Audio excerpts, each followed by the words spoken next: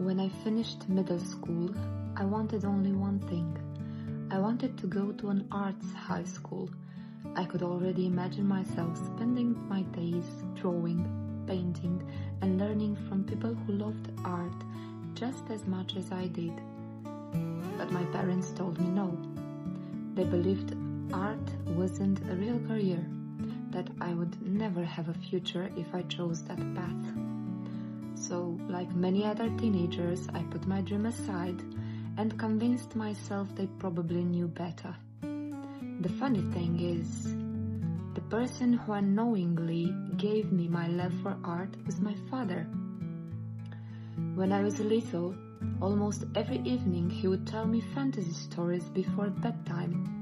While he was talking, he would draw dragons, magical creatures, forests, castles, heroes, princesses, whatever the story needed. I was fascinated. I watched the drawing slowly come to life while the story unfolded. When he finished telling the story, he would proudly show me the drawing, and then he would throw it in the trash. I never understood why. To me, those drawings were little treasures. So after he left the room, I would quietly take them out of the bin, smooth the paper with my hands and hide them inside a notebook. That notebook became my own little secret gallery. I wish I still had it today. Looking back, maybe that's where my love for creating things really began. Since art wasn't an option, I enrolled in a regular high school with a natural science curriculum.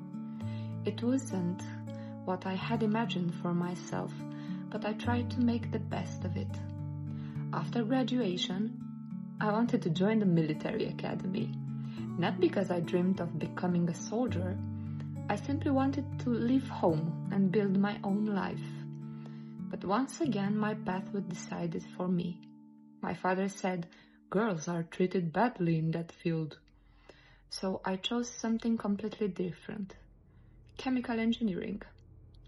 It wasn't a subject I hated, but it wasn't something that made me excited to wake up every morning either. Still, I worked hard. I earned both a bachelor's degree and a master's degree. Then I became a high school teacher for a while, and later an engineer in an analytical laboratory. From the outside, everything looked fine. I had a stable career, a respectable profession, a predictable future. But deep inside, something always felt missing. It was a good life, just not one that felt like mine. Everything changed when I met my husband. At the time, he worked at Ubisoft.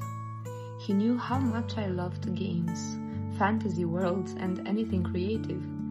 One day, he simply looked at me and said, "Why don't you come work in games?" It sounded impossible, but I tried. And somehow I got in. I ended up working in the gaming industry for 13 years. It was probably the closest I had ever come to combining creativity with work. But life has a funny way of changing your plans. When I became pregnant and later held my daughter for the first time, something inside me shifted. The things that once seemed important suddenly weren't. I realized I didn't want to spend most of my life inside a corporation anymore. I wanted to be there for her. I wanted to watch her grow, to hear her first words, to see her discover the world. Most of all, I wanted to give her something I never truly had as a child: love, understanding, and the freedom to become whoever she wants to be. So I made one of the biggest decisions of my life. I left my career behind.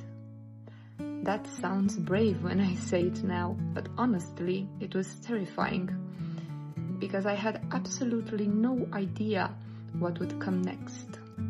I tried almost everything I could think of. I sold digital products. I created a website for moms and babies. I experimented with AI. I I painted Christmas ornaments. Well, I sold a few to some friends. I guess that counts, right? Every new idea gave me hope, and every time something didn't work, I had to start again. Sometimes it felt like taking 2 steps forward and 1 step back. When my daughter was 1 year and 8 months old, my maternity leave came to an end. I sent in my resignation to Ubisoft. That was one of the hardest emails I've ever written, not because I didn't want to leave, but because I knew exactly what it meant. My husband had to take a second job while I tried to build something from home. Some people will probably judge that decision, and that's okay. We talked about it for a long time. It wasn't impulsive. We chose this path together because we believe these first years of childhood are precious. They only happen once. Money can be earned later. Time can't. So here I am today. My husband works 2 jobs, and every day I'm trying to build a creative life from scratch. I'm learning YouTube. I'm sharing my paintings online. I'm slowly finding people who connect with what I create. And something incredible is starting to happen. I'm very close to selling my first original painting. Maybe that doesn't sound like a huge achievement, but to me, it means everything.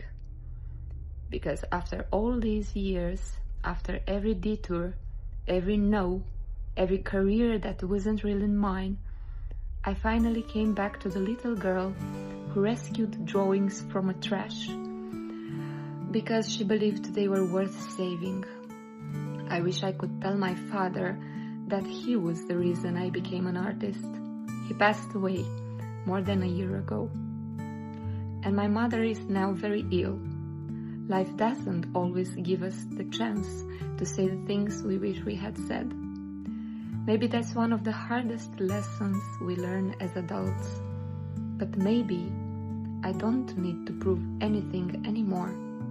Maybe the only person I ever needed to prove it to was myself.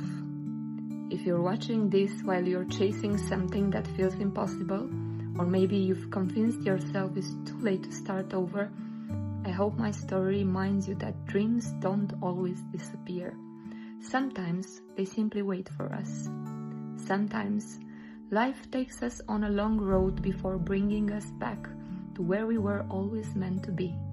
And maybe the longest road is the one that finally leads you home.